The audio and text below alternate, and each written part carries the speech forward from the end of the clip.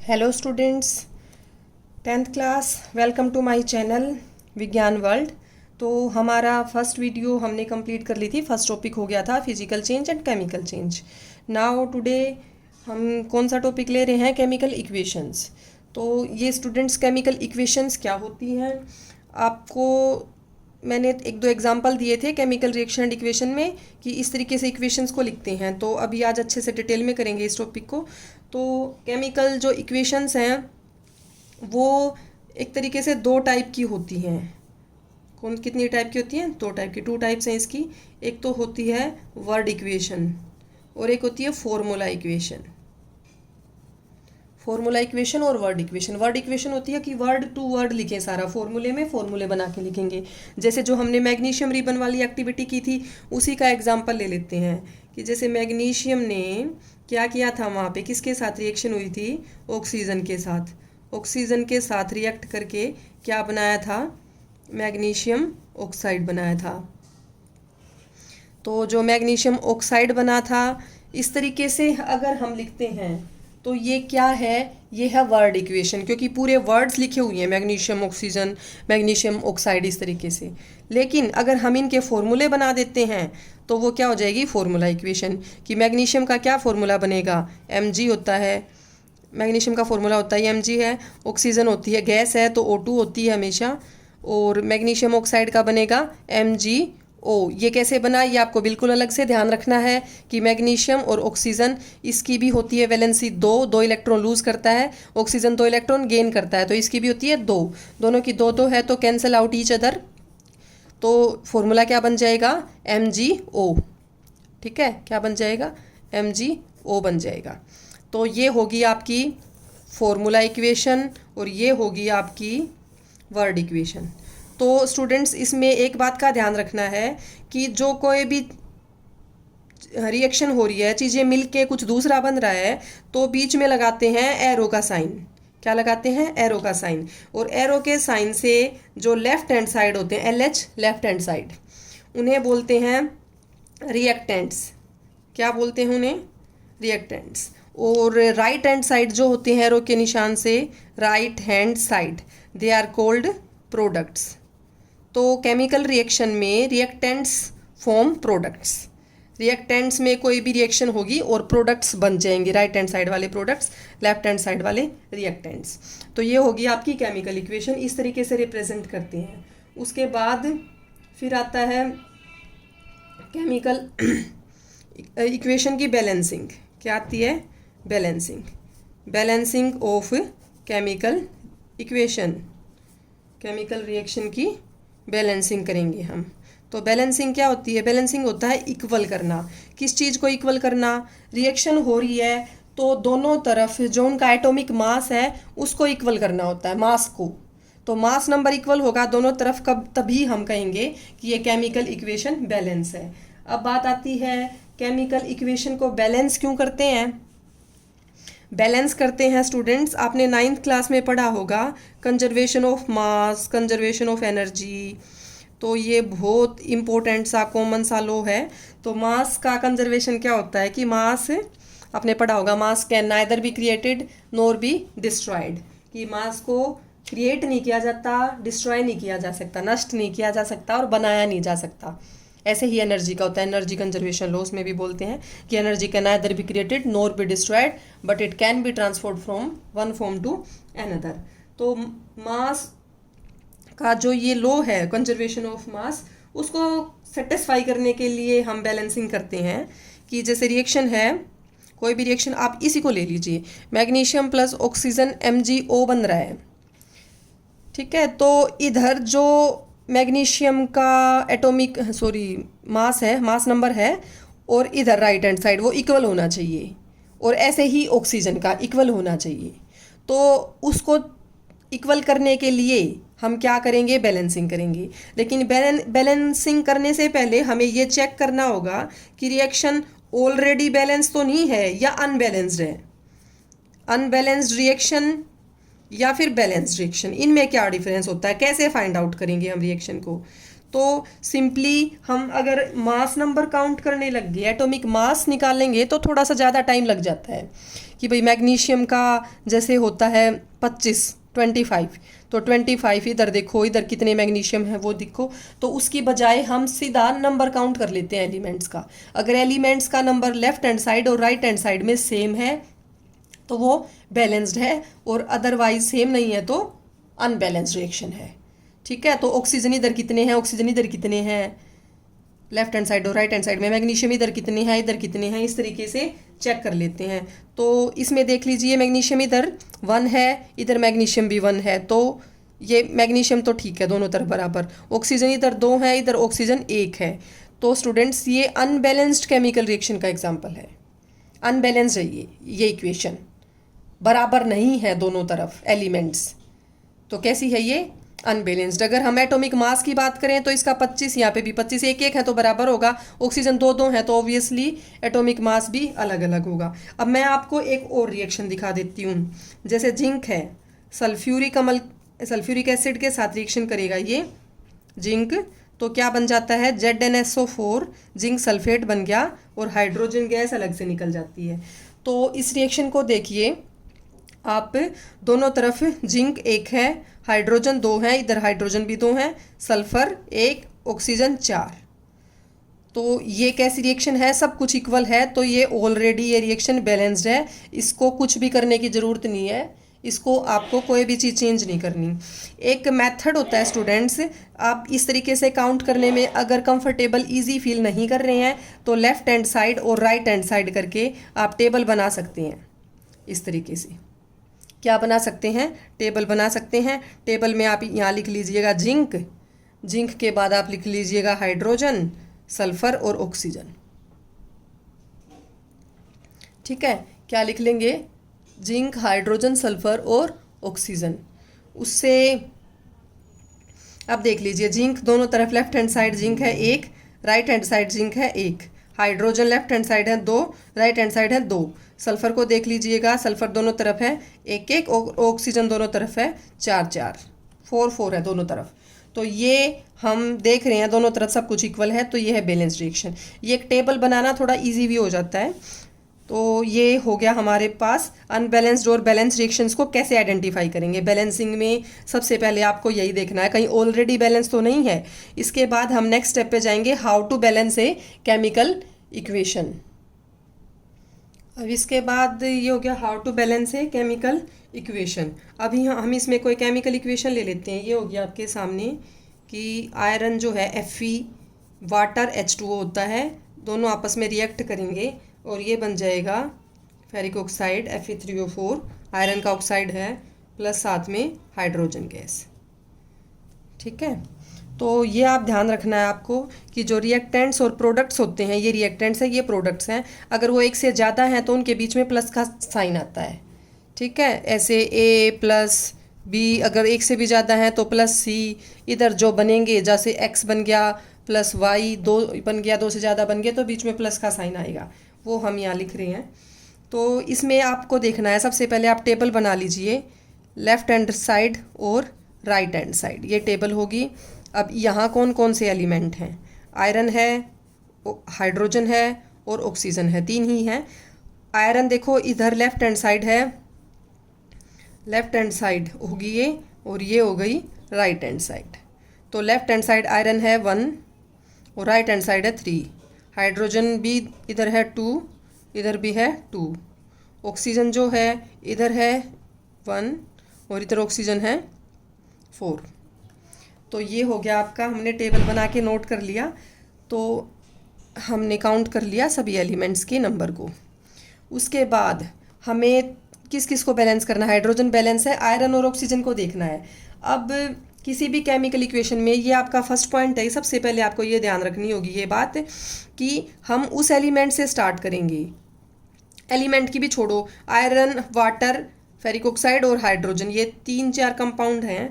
तो सबसे पहले हम कौन से कंपाउंड को लेंगे, उस कंपाउंड को लेंगे विच है वो higher number of atoms, elements, higher number of elements इसमें है।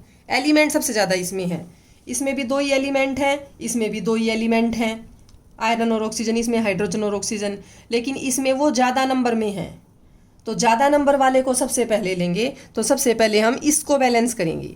और इसमें भी कौन से एलिमेंट को लेंगे भाई, इसमें भी दो एलिमेंट है, आयरन भी और ऑक्सीजन भी है, इसमें से भी हम उसको लेंगे जिसका नंबर सबसे ज़्यादा होता है। ठीक है, फिर आगे देखेंगे हायर नंबर ऑफ एटम्स। हम उस एलिमेंट को लेंगे विच है वो हायर नंबर ऑफ एटम्स। सबसे पहले उस कंपाउंड को लिया जिसमें ज़्यादा एलिमेंट्स हैं, फिर उस एलिमेंट को लिया जिसमें ज़्यादा एटम्स हैं। तो आयरन और ऑक्सीजन दो एलिमेंट हैं, तो ऑक्सीजन में ज़्यादा एटम्स हैं, 4 हैं, तो हम सबसे पहले ऑक्सीजन को बैलेंस करेंगे। अब इधर 4 ऑक्सीजन है और इधर है कितनी ऑक्सीजन है, इधर 1 ऑक्सीजन है। तो हम इसको क्या करेंगे, बराबर करने की कोशिश करेंगे। तो ये बराबर कैसे हो जाएगा, इधर 4 है तो यहाँ पे भी हम क्या लगा देंगे, 4 लगा देंगे, आगे 4 कर दिया, 4H2O। तो देखिए ये बराबर हो गए। आपको ये ध्यान रखना है कि जो आगे है और नीचे होता है उनकी मल्टीप्लिकेशन होती है। क्या होती है, उनकी मल्टीप्लिकेशन होती है, गुणा करते हैं। ठीक है, तो ये अब यहाँ पे ऑक्सीजन तो कर दी हमने बराबर, 4 होगी दोनों तरफ, लेकिन हाइड्रोजन इधर कितनी होगी, यहाँ हाइड्रोजन होगी है 8, गुणा करेंगे, इनकी मल्टीप्लाई करेंगे, 4 2 जा 8, तो ये हाइड्रोजन 8 होगी हैं, इधर है हाइड्रोजन 2। ठीक है, तो इसको भी 8 करने के लिए इसके आगे भी क्या लगा देंगे, 4 लगा देंगे। ठीक है, तो ये भी 8 होगी। फिर आयरन इधर है 3 और इधर है आयरन 1, तो इसके आगे भी 3 लगा देंगे। तो अब ये होगी एक बैलेंस्ड केमिकल इक्वेशन। कई जगह आपका दिया होता है, कई बुक्स में भी दिया होता है कि बैलेंस करने से पहले इनको बॉक्स में बंद कर लेते हैं। क्या कर लेते हैं, सभी कंपाउंड्स को जितने भी फॉर्मूले हैं बॉक्स में बंद कर लेते हैं। वो इसलिए कर लेते हैं स्टूडेंट्स कि आप आगे कोई भी नंबर लगाते हैं तो आपके कोई फॉर्मूला में कोई चेंज ना आए, कि गलती से फॉर्मूला ना चेंज हो जाए, उसे बाहर लगाएंगे बैलेंसिंग वाला। तो एक तो आपको ये ध्यान रखना है कि कोई भी चीज़ बैलेंस करो भाई, जैसे H2O को बैलेंस कर रहे थे हम, या ऑक्सीजन को, ऑक्सीजन इधर 4 थी, इधर 1 ऑक्सीजन थी, तो हमें यहाँ पे कितनी करनी थी, 4 करनी थी। तो ऐसे नहीं कर देना है कि ऑक्सीजन के नीचे आप 4 लिख दो, H2O4 नहीं बना देना है, इसका बिल्कुल गलत तरीका है। ठीक है, या ऐसे भी नहीं कर देना है कि भाई H2O था तो ब्रैकेट में बंद करके पूरे के नीचे 4 लगा दिया, बिल्कुल नहीं करना है। दोनों के दोनों क्या है, ये गलत तरीके हैं। आपका सिर्फ एक ही ठीक मेथड है कि जो H2O है उसके आगे 4 लगाएंगे हम, हाइड्रोजन उसके साथ चाहे घटे या बढ़े कुछ भी हो, लेकिन ऑक्सीजन को अगर बैलेंस करना है तो आगे 4 लगाएंगे। हाइड्रोजन चेंज हो रहा है, उसका नंबर चेंज हो रहा है, तो बाद में उसको भी करना है फिर से बैलेंस। ठीक है, तो और अगर किसी फॉर्मूले में ट्वाइस इस तरीके से हो, जैसे हमने अभी किया था लेड नाइट्रेट, तो लेड नाइट्रेट में ये है इस तरीके से है, फॉर्मूला ही ऐसे है। तो फॉर्मूला ही ऐसे है तो आपको यहाँ ऑक्सीजन को कैसे गिनोगे स्टूडेंट्स, इनकी भी मल्टीप्लिकेशन होती है। तो यहाँ ऑक्सीजन 6 हैं, 6 है ऑक्सीजन, 3 2 जा 6। नाइट्रोजन है यहाँ, ये पूरे होल ट्वाइस है, दोनों के लिए गिना जाएगा। नाइट्रोजन यहाँ 1 है, तो यहाँ टोटल कितना हो गया, नाइट्रोजन 2, और ऑक्सीजन होगी यहाँ पे 6। तो इस तरीके से गिनेंगे। और अगर मान लो इसके आगे फॉर एग्जाम्पल हम ले रहे हैं, इसके आगे मान लो 5 लिखा हुआ हो, तो फिर ऑक्सीजन कितनी होगी, 3 दूनी 6, तो ये होगी 6 हो गया, 6 है यहाँ से, और 6 5 जा करेंगे, 30 ऑक्सीजन काउंट होंगी। नाइट्रोजन की बात करें तो 2 यहाँ और 5 10 ऑक्सीजन नाइट्रोजन हो जाएंगी, सॉरी मल्टीप्लिकेशन होगी, इनकी आपस में भी मल्टीप्लिकेशन होगी, और यहाँ जो बन जाएगा उसकी फिर इसके साथ भी मल्टीप्लिकेशन होगी। ये आपको ध्यान रखना है काउंट करते हुए। तो ये हमारी क्या होगी, balancing of A chemical equation. ये ज़रूर ध्यान रखना, हम बैलेंसिंग क्यों करते हैं, हम law of conservation of mass उसको सेटिस्फाई करने के लिए करते हैं, and to equalize the mass number on both sides of all elements. All elements का मास नंबर इक्वल करने के लिए बोथ साइड्स में, लेफ्ट हैंड साइड और राइट हैंड साइड में, हम किसी भी केमिकल इक्वेशन को बैलेंस करते हैं। तो स्टूडेंट्स ये जो मेथड हमने पढ़ा है इसको बोलते हैं, बैलेंसिंग का जो ये मेथड है इसको बोलते हैं हिट एंड ट्रायल मेथड। कौन सा मेथड है ये, हिट एंड ट्रायल मेथड। और ये ज़रूरी नहीं है आपको कि टेबल ही बनानी है, वो आपके कंफर्ट के अकॉर्डिंग है। अगर आप इजी फील कर रहे हैं तो बिना इसके भी बना सकते हैं। उसके बाद आता है कि कई बार रिएक्शंस की हम साथ में फिजिकल स्टेट्स भी लिखते हैं। क्या लिखते हैं? Physical states. ज़्यादा उसको इन्फॉर्मेटिव बनाने के लिए किसी भी केमिकल रिएक्शन को, ताकि अच्छे से उसकी डिटेल्स पता चल जाएं, इन्फॉर्मेशन उसकी बढ़ाने के लिए हम क्या करते हैं? स्टेट्स लिखते हैं। जैसे इसी रिएक्शन की हम बात करें तो इसमें जो जैसे आयरन है वो सॉलिड फॉर्म में है तो एस लिखेंगे, सॉलिड लिक्विड गैस, इनके लिए SLG लिखा जाएगा। वाटर है गैसियस फॉर्म में होता है, यहाँ तो G लिखेंगे। Fe3O4 सॉलिड फॉर्म में है तो S लिखेंगे। फॉर्मूला खत्म होने के बाद थोड़ा नीचे S ब्रैकेट में, हाइड्रोजन गैसियस फॉर्म में होती है तो G लिखेंगे। तो ये इन्फॉर्मेटिव बनाने के लिए उनकी फिजिकल स्टेट्स को भी मेंशन करते हैं ताकि ज़्यादा डिटेल्स पता चल जाए उसके बारे में। कई बार कुछ चीज़ों के नीचे एक्वस लिखा होता है। एक्वस क्या है? एक ऐसी फिजिकल स्टेट है जिसमें कोई भी कंपाउंड पानी में घुला होता है, एक्वस, ठीक है। ह्यूमिड होता है, वो नमी होती है उसमें, पानी में घुला होता है, सॉल्यूशन है एक तरीके से, तो बिल्कुल लिक्विड भी नहीं है, तो उसको बोलेंगे एक्वस। और एक्वस का सिंबल है AQ से रिप्रेजेंट करते हैं इसको ब्रैकेट में। और अगर टेम्परेचर चेंज और प्रेशर चेंज अगर किसी केमिकल रिएक्शन में हो रहा है तो उसको एरो पे दिखाएंगे। किस पे दिखाएंगे? एरो के ऊपर। जैसे ये केमिकल रिएक्शन है, कार्बन मोनोऑक्साइड की हाइड्रोजन के साथ रिएक्शन हुई है और इसमें बनता है इथेनॉल। तो इसमें मान लिया 340 एटमॉस्फेरिक प्रेशर है, तो ये प्रेशर है तो प्रेशर को एरो के ऊपर दिखाया है। अगर टेम्परेचर है, कोई भी रिएक्शन मान ली A से B रिएक्शन है और वो मान लिया हमने कि 400 डिग्री सेल्सियस पे हो रही है, तो टेम्परेचर को भी ऐसे ही लिखेंगे एरो के ऊपर, प्रेशर को भी ऐसे ही लिखेंगे। और अगर कोई कैटलिस्ट है, क्या? कैटलिस्ट को भी एरो पे ही लिखेंगे। कैटलिस्ट क्या होता है स्टूडेंट्स? ये एक ऐसा कंपाउंड ऐसा होता है जो किसी केमिकल रिएक्शन की स्पीड को बढ़ा देता है। क्या करता है? Increases the speed of a chemical reaction, ठीक है।